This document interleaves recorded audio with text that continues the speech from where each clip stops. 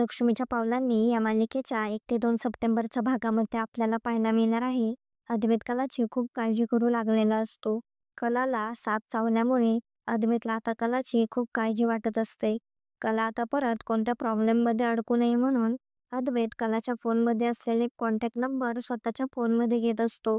तेवढ्यात तिथे कला येते. ती त्याला म्हणत असते, "काय चाललं आहे तुझं? काय करतोयस तू माझ्या फोनसोबत?"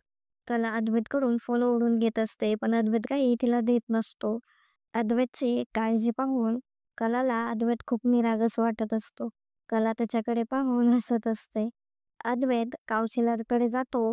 तो त्यांना म्हणत असतो, "माझ्या बायकोसाठी कितीही आणि काही केलं ना, तरी तिला वाटतं मी तिच्यासाठी काहीच करत नाही. किती काय काय करतो मी तिच्यासाठी, तरीही ती मलाच म्हणते, काय करू मी तुझं?" अद्वैत काउन्सिलरकडे फक्त कलाविषयीच बोलत असतो. तो कलाचं खूप कौतुक करत असतो.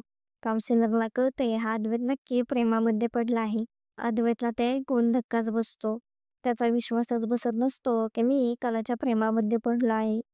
तर आता अद्वैत स्वतःहून कधी मान्य करेल की त्याचं कलावर प्रेम आहे. तर आता पुढे काय काय होणार आहे हे पाहणे खूपच इंटरेस्टिंग होणार आहे. असेच नवनवीन अपडेट जाणून घेण्यासाठी आपल्या चॅनलला नक्की सबस्क्राईब करा.